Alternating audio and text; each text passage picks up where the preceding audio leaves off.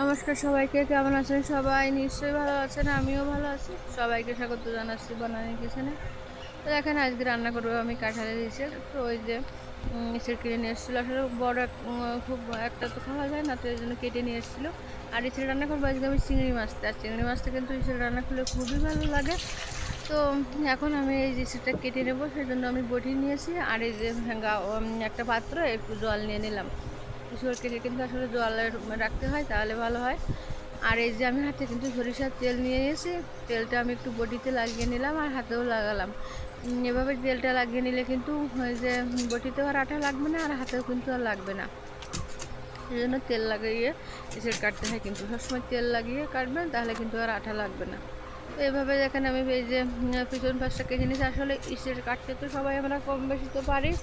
তো আমি কেন দেখাচ্ছি, আমি দেখেছি কিন্তু অনেকের যে ইসের কাঠে তো কিন্তু এই যে পাশের যে এইসব কিন্তু ফেলে না আর কি, সব রেখে যায়। যে বিচি কাঁঠালের বিচির উপরে যে একটা লাল সাদা যে আবরণ থাকে, ওটাও কিন্তু আমি ফেলে দিই। আর ছোটো ছোটো আজা সবই কিন্তু আমি ফেলে দিই, তো অনেকে ফেলে না।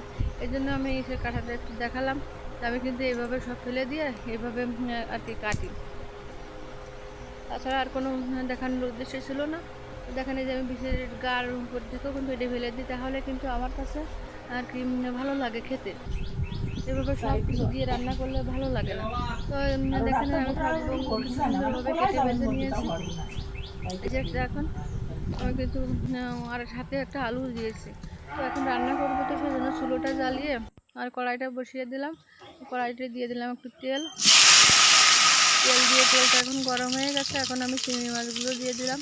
তো চিংড়ি মাছগুলো দিয়ে এখন আমি চিংড়ি মাছের উপরে একটু লবণ দিলাম। লবণ দিয়ে একটু নেড়ে চেড়ে নিলাম। আর এখন দিয়ে দিচ্ছে যে সামান্য একটু হলুদ। এখন লবণ আর হলুদ চিংড়ি মাছটা একটু নেড়ে চেড়ে ভেজে নিচ্ছি। তো চিংড়ি মাছটা একটু ভেজে নিয়ে তারপরে কিন্তু আমি চিংড়ি মাছটা একটা পাত্রে তুলে নেব। তো চিংড়ি মাছটা এই যে আমি কিন্তু হাতার সাহায্যে তুলে নিলাম। আর এখন কড়াইতে কিন্তু অনেকটাই তেল আছে, আর তেল দেওয়ার প্রয়োজন হচ্ছে না। তো তেলটা এই যে আছে যে তেলটা, তো তার ভিতরে আমি একটু জিরা আর যে তেজপাতা ফোড়ন দিলাম। দেওয়ার পরে আমি সেগুলো এক এক করে দিয়ে দিচ্ছি। তো সেগুলো দিয়ে এখন আমি ভালো করে নিলাম।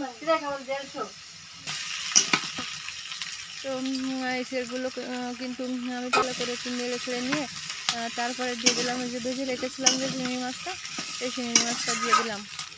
এই চিংড়ি মাছটা দিয়ে আমি এই সেটটা এখন আরও কিছুক্ষণ কিন্তু একটু কষিয়ে নেব। তো এখন দিয়ে দিলাম আমি লবণ, আর দিয়ে দিলাম আমি হলুদ, আর দিয়ে দেবো শুকনো ঝালের গুঁড়া। তো সব কিছু একসাথে দিয়ে আমি এবার এই সেটটা আরও কিছুক্ষণ কিন্তু কষিয়ে নেব। তো এই ইস্যুটা কিন্তু ভালো করে কষিয়ে কষিয়ে রান্না করলে ভালো লাগে। তো আমার কাছে না একটু তেল কম মনে হচ্ছিলো, এই জন্য আমি আবার একটু তেল দিয়ে দিলাম। তেলটা দিয়ে আমি আবার একটু নেড়ে ছেড়ে নিচ্ছি। ভিডিওর এই পর্যন্ত দেখে যারা এখনও লাইক দেননি তাদের উদ্দেশ্যে বলছি, লাইক দিয়ে ভিডিও দেখবেন। আর অনেকে কিন্তু শুধু কমেন্ট করেন, লাইক দেন না। তো আমি কিন্তু বুঝতেই পারি যে কারা লাইক দিচ্ছেন কারা দিচ্ছেন না। অনেক সময় দেখে যে আমার এই লাইকটা এই আপু দিয়েছে, এরপরে যে আপুটা কমেন্ট করেছে কিন্তু সে লাইক দেয়নি, তখন বোঝা যায় কিন্তু। তো যাই হোক, এখন আমি পরিমাণ মতো জল দিয়ে দিলাম, আর তারপরে আমি দই দিয়ে দিলাম। দই দেওয়ার পরে আমি দেখি কিছুক্ষণ জাল করে নিয়ে তারপরে ঢাকনাটা খুলে এই যে এখন একটু নেড়ে ছেড়ে দিচ্ছি। সেটা আমি একটু নেড়ে ছেড়ে দিয়ে আমি এখন আবার একটু ঢেকে দেবো। তো আমি ঢেকে দিয়ে এবার আরও কিছুক্ষণ জাল করে নিয়ে এখন ঢাকনাটা খুললাম। ঢাকনাটা খুলে আমি এখন নেড়ে ছেড়ে দিচ্ছি। আর এখন কিন্তু আমার রান্নাটা বেড়াই শেষের দিকে। আমার আলু ইসের সব কিন্তু সুন্দরভাবে সিদ্ধ হয়ে গেছে। তো আমি এখন দিয়ে দেবো এর ভিতরে ধনের গুঁড়া, তারপরে দিলাম জিরের গুঁড়া, আর এখন দিচ্ছি এই যে গরম মশলা গুঁড়া।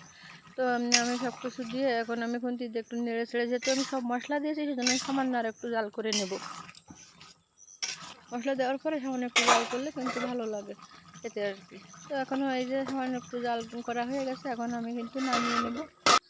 তো এই যে আমি নামিয়ে নিলাম কাঁঠালের এসে চিংড়ি মাছটা এই যে রান্না করেছি। আর এইভাবে রান্না করলে কিন্তু মাংসও লাগে না আর কি, মাংস ফেল হয়ে যায় এই কাঁঠালের এসে যদি এভাবে রান্না করেন চিংড়ি মাছটা।